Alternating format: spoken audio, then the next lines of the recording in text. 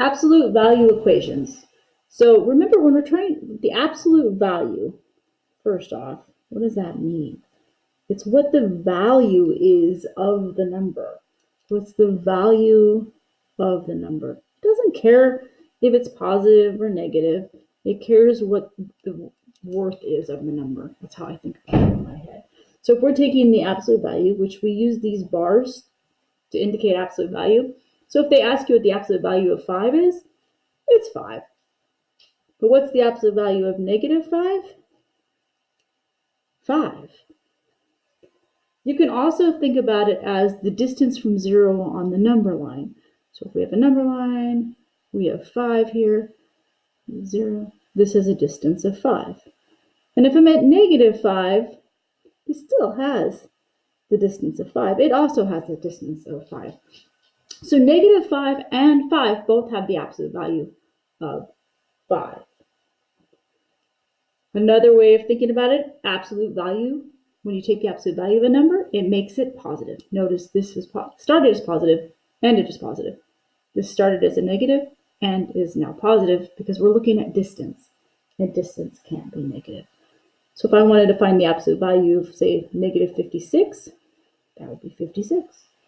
Or the absolute value of negative 12, that would be 12. So let's take it another step. What if I don't know what the number is, but I know the absolute value is 16? The question then is, what x values can I put in here and end up with an absolute value of 16?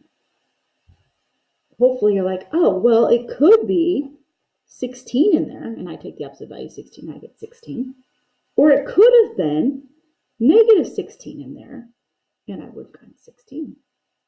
I don't know which scenario it was, so I have to account for both. So x could be, is 16, or it's also negative 16.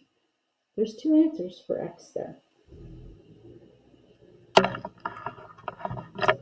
If we had something like x equals 25, same thing, right? X could be, therefore we know x is 25, or it's negative 25. If you have the absolute value of something and you end up with like negative 12, we've got a problem. Because can I take the absolute value and end up with a negative? No. So there's no solution in this case. So keep your head up and look for that.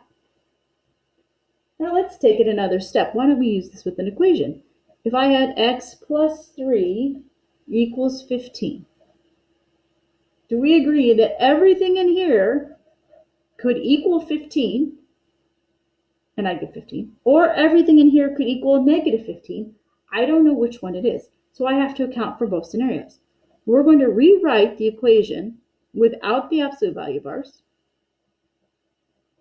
One for equaling a positive 15 and one for equaling a negative 15. And that will account for both scenarios. So because I accounted for every scenario, I don't need the absolute value bars again. I cannot solve it with absolute value bars. I need to rewrite the two equations, and then I can solve each of them as we have solved equations. Subtract the 3, so x equals 12. Subtract the 3, and x equals 18. So I can put 12 into this equation, and I will get 15. Or I can put 18 into this equation, and I will end up with 15. Let's do another example. Absolute value of 2x minus 6 equals 24. So we're going to have, draw a line here, 2x minus 6 equals positive 24, and 2x minus 6 equals negative 24. Both scenarios.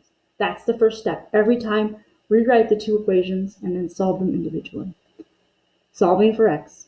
Add the 6, 2x equals 30, x equals 15. Add the 6, 2x equals negative 18. Divide by 2, and I'm almost out of time. X equals negative 9. For more complex ones, I might have to make another video. So at this point, we're going to stop. Hopefully you find that helpful.